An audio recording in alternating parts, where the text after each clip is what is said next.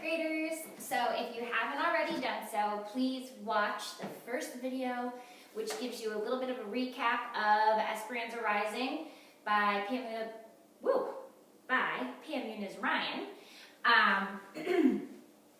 And I'd really love for you to watch that first, just so you can get a sense of all that's happened and a refresher of the characters and setting.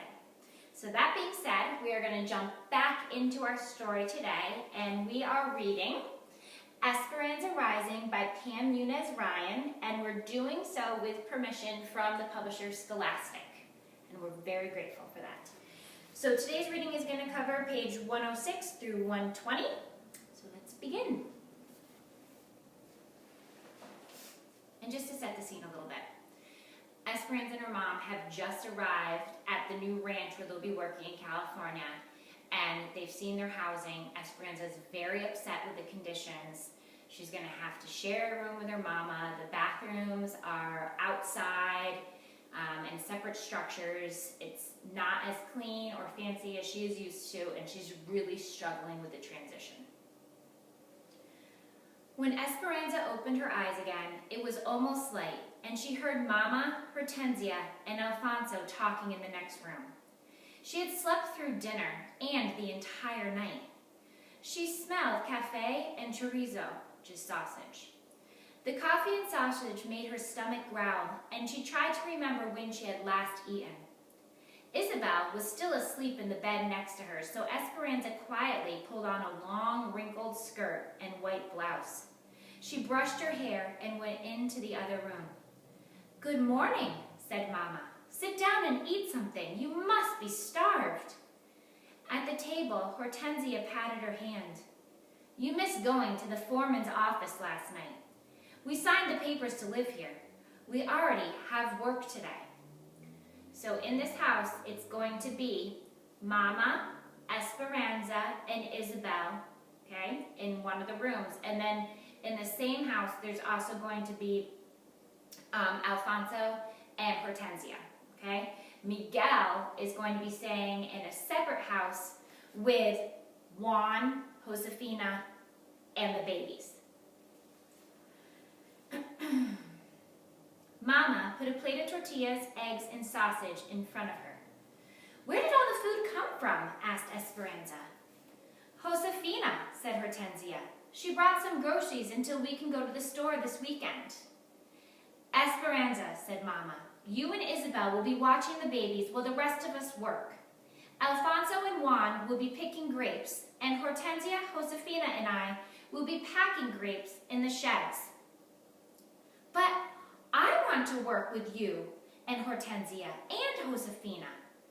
"You're not old enough to work in the shed," said Mama, "and Isabel is not old enough to watch the babies by herself.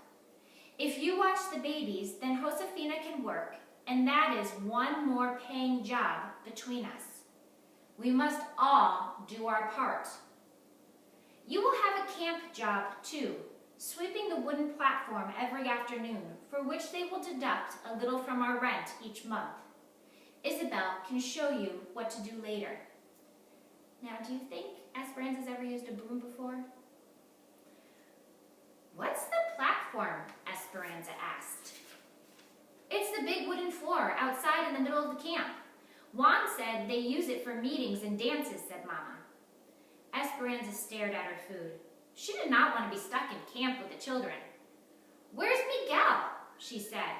"He already left for Bakersfield with some other men to look for work at the railroad," said Alfonso. Now remember, it's Miguel's dream to work at the railroad. Isabel came out of the bedroom, rubbing her eyes.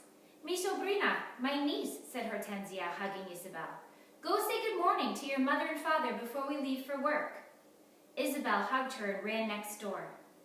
Esperanza studied Mama as she made un burrito de frijoles for lunch and wrapped the soft tortilla filled with the pinto beans in paper. She looked different. Was it the long cotton dress and the big flowered apron tied at her waist?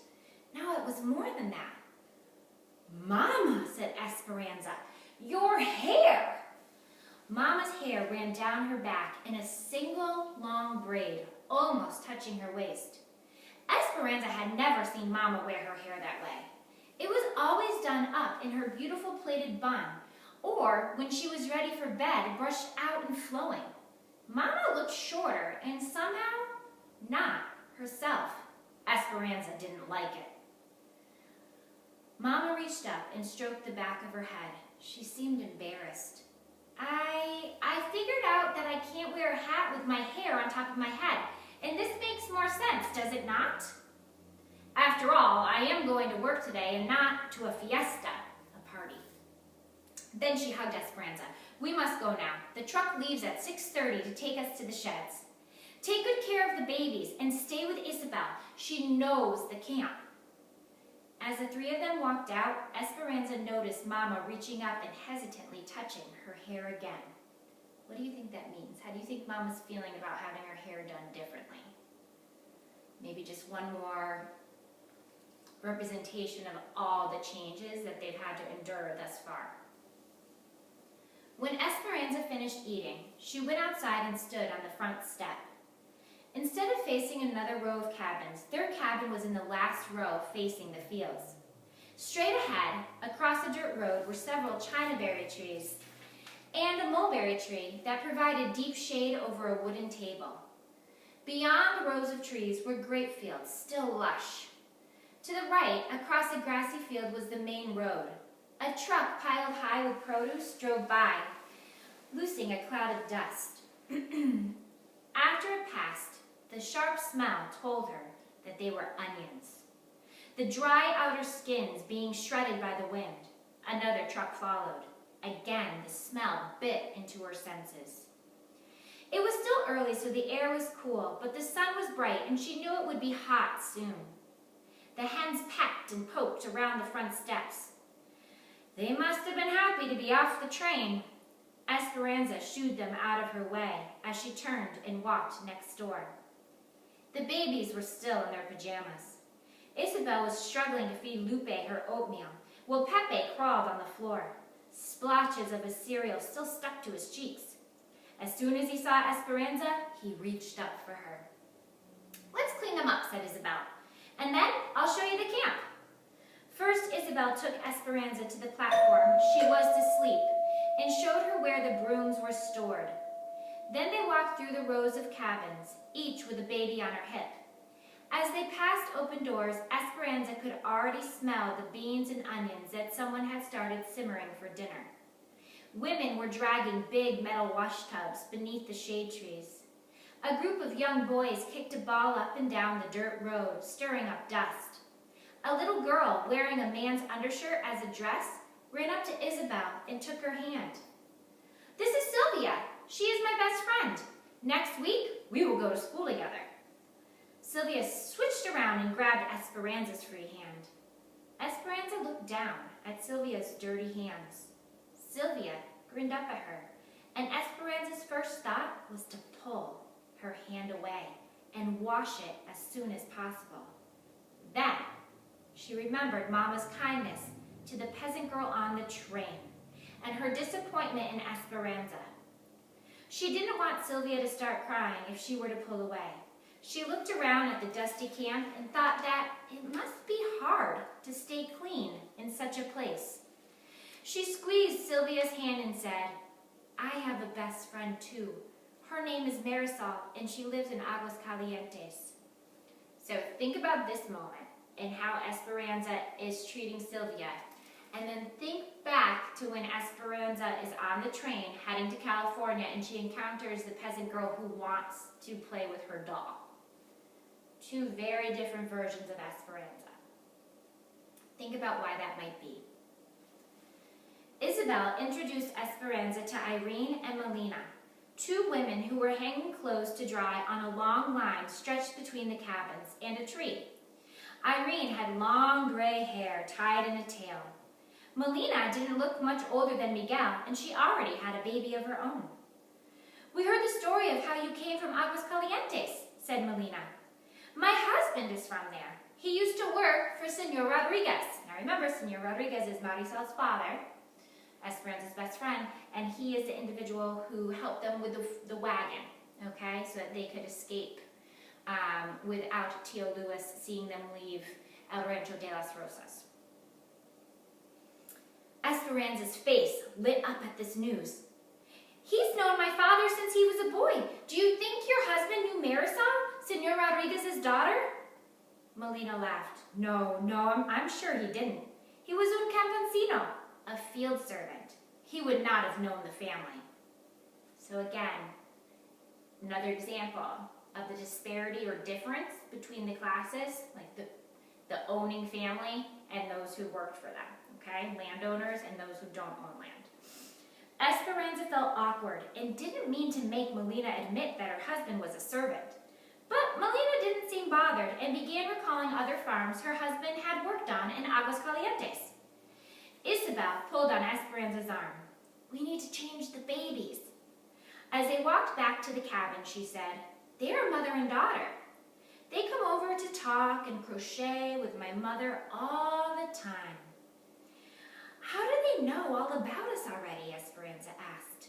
Isabel raised her hand and made her fingers tap up and down on her thumb as if a mouth was talking. Everyone in the camp knows each other's business. So it's a really small world living on the camp, okay? All right, so I have a page break. So we're moving ahead a bit in time and our setting is changing slightly, okay? Do you know how to change a diaper? Asked Esperanza when they got back to the cabin. Certainly, said Isabel. I will change them and you can rinse out the diapers. We need to do some laundry too. So now they're going to be using cloth diapers, not disposable diapers that you just throw in the trash. And with cloth diapers, they get reused, but they need to be washed in between wearings. Keep that in mind. Esperanza watched as the young girl laid the babies down one at a time, unpinned their diapers, wiped their bottoms clean, and pinned on fresh diapers. Isabel handed Esperanza the smelly bundles and said, take them to the toilets and dump them, and then I'll fill the wash tub. Esperanza held them at an arm's length and almost ran to the toilets. Several more onion trucks passed by, their smell accosting her eyes and nose as much as the diapers. By the time she got back, Isabel had already filled 2 wash tubs with water from an outside pipe and was swirling soap around in one of them. A washboard was propped inside. So I want you to picture in your mind's eye a washboard. I don't know if you've ever seen one before, but the best way I can think to describe it is it's ribbed. It's a flat surface that would stand in a tub at like a little bit of an angle, touching the bottom and then leaning against the opposite side. And it looks somewhat like a shutter. Like picture a shutter on a house that's ribbed, and you would push clothing up and down it to help loosen the debris and ultimately clean the piece of clothing, or in this case, the diaper. Esperanza went to the wash tub and hesitated, staring into the water. Bits of onion skin floated on the surface of the soapy water. She held a corner of one of the diapers, lightly dipping it in and out of the water, her hand never getting wet. After a few seconds, she gingerly lifted the diaper from the water and said, now what? Esperanza, you must scrub them like this. Isabel walked over, took the diapers and plunged them into the water all the way up to her elbows. The water quickly became murky. She rubbed the diapers with soap, vigorously scrubbed them back and forth on the washboard, and then wrung them out. Then she transferred them to the next tub, rinsing and wringing again. Isabel shook out the clean diapers and hung them on the line stretched between the chinaberry and mulberry trees. Then she started on the clothes. Esperanza was amazed.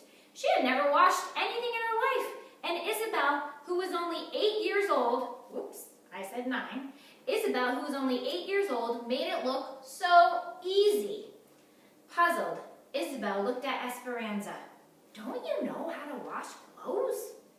Well, Hortensia took everything out to the laundry quarters, and the servants, they always... She looked at Isabel and shook her head. No. Isabel's eyes got bigger and she looked worried. Esperanza, when I go to school next week, you will be here alone with the babies and you'll have to do the laundry. Uh-oh. Esperanza took a deep breath and said weakly, I can learn? And later today, you must sweep the platform. You do know how to sweep. Of course, said Esperanza. She had seen people sweep many times, many times, she assured herself. Besides, she was already too embarrassed about the washing to admit anything else to Isabel. Okay, another page break. Isabel sat with the babies while Esperanza went to sweep the platform. Now just think for a second, fourth graders. Make a prediction. How do you think this is going to go? The camp was quiet, and even though it was late in the day, the sun was unrelenting. She retrieved the broom and stepped onto the wooden floor. Dried and brittle onion skins were everywhere. In her entire life, Esperanza had never held a broom in her hand. But she had seen Hortensia sweep, and she tried to visualize the memory. It couldn't possibly be that hard. She put both hands near the middle of the broomstick and moved it back and forth. It swung wildly. The motion seemed awkward, and the fine dirt on the wooden planks lifted into a cloud. Onion jackets flew into the air instead of gathering together in a neat pile like Hortensia's. Esperanza's elbows did not know what to do, neither did her arms. She felt streams of perspiration sliding down her neck. She stopped for a moment and stared at the broom, as if willing it to behave. Determined, she tried again. She hadn't noticed that several trucks were already unloading workers nearby. Then she heard it. First a small tittering, and then louder. She turned around. A group of women were laughing at her, and in the middle of the group was Marta, pointing. "Cinderella!" she laughed. So think about why they might be calling her Cinderella, okay? Think back to the fairy tale. Burning with humiliation, Esperanza dropped the broom and ran back to the cabin. In her room, she sat on the edge of her cot, her face flushed again at the thought of the ridicule. She was still sitting there staring at the wall when Isabel found her. "I said I could work. I told Mama I could help, but I cannot even wash clothes or sweep a floor. Does the whole camp know?" Isabel sat down on the bed next to her and patted her back. "Yes." Esperanza groaned. "I will never be able to show my face." She put her head in her hands until she heard someone else come into the room.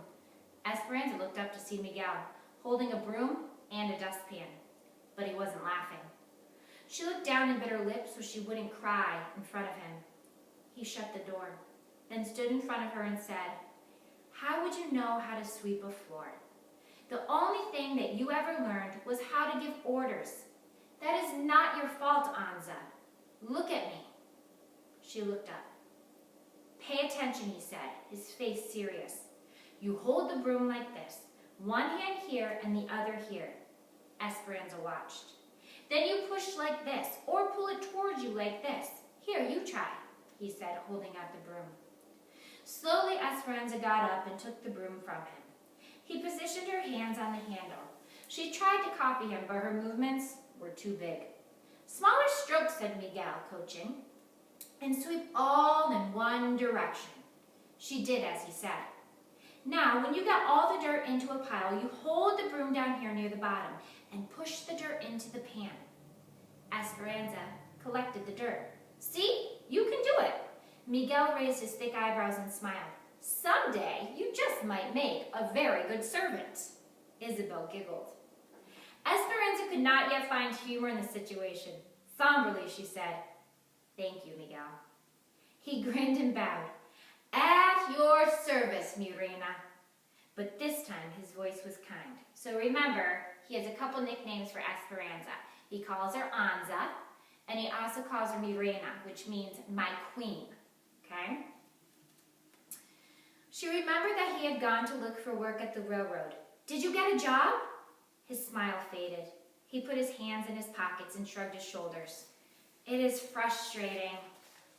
I can fix any engine, but they will only hire Mexicans to lay track and dig ditches, not as mechanics. I've decided to work in the fields until I can convince someone to give me a chance." So think back to all the conversations we've had. Think about how it was going to be really hard for Miguel to get anywhere in Mexico to be a landowner, and how he was relying on Papa to help him. get a position in the railroad. And with Papa gone, he was going to struggle to be able to accomplish that in Mexico. Now, in the United States, he's going to struggle to find a position on the railroad. I want you to think about why. Think about the conversations we had and try to make some connections. Esperanza nodded. After he left the room, Isabel said, "He calls you mi reina? Will you tell me all about your life as a queen?" Esperanza sat on the mattress and patted the spot next to her. Isabel sat down. "Isabel, I will tell you all about how I used to live, about the parties and private school and beautiful dresses. I will even show you the beautiful doll my papa bought me. If you will teach me how to pin diapers, how to wash, and..." Isabel interrupted her. "But that is so easy." Esperanza stood up and carefully practiced with the broom. "It is not easy for me." Okay, I'm going to leave us off right